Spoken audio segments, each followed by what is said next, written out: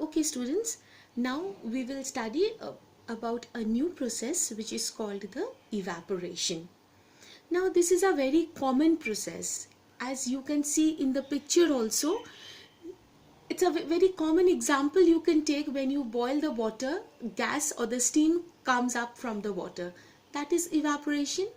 That is the process of conversion of the water into its vapor. It's called the evaporation. It's a type of vaporization that occurs on the surface of a liquid as it changes into the gas phase. So the evaporation process is very much facilitated by the heat of the sun. And that means you can see that is in the summer time when the sun has got its maximum heat, the shallow ponds and the shallow reservoir gets dried up. How does it get dried up? Due to the sun's heat, due to which the water is evaporated. Another very common example what you can see every time is the sweating. That is, when we are sweating, the sweat evaporates, and after the sweating, when we wipe it off, we get little bit colder. That means it, while evaporating, it takes the heat from the body. So evaporation is another process by which the substance can be separated. Here, by doing the evaporation process, we will learn something, a very interesting phenomenon, that is the extraction of the salt from seawater. Here in the picture you can see there are many salts have been collected and they are piled up. Seawater contains many salt. We know that seawater is very salty. One of the salt is the common salt. There are many salts, but one of the salt is common salt. What is common salt? Sodium chloride. Now, when the seawater is allowed to stand in shallow pits, water gets heated by sunlight and slowly turns into water vapor, which in few days evaporates completely, leaving behind the solid salt.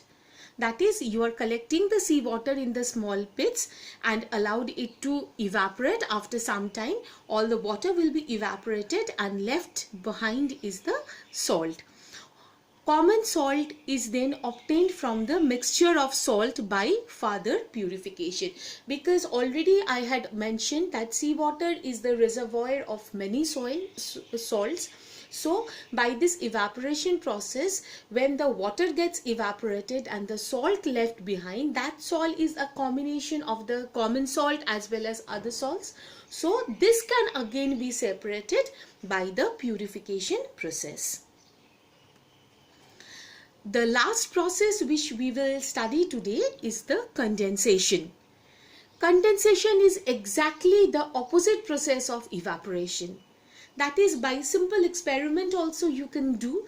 When you are boiling some water, as the water will start boiling, the gases will start coming up or the vapor will start coming up. In that place, if you keep a cold plate, after some time you can see small droplets of water has piled up there or accumulated there.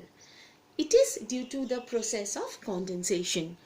That is, the process of conversion of water vapor into liquid form is called the condensation. What is the example? That is, when the steam comes in contact with the metal plate cooled with the ice, it condenses and forms liquid water. The water drops that is observed falling from the plate were due to the condensation of the steam. So the separation of the substances also can be done by the evaporation and the condensation, as also you can see in the picture.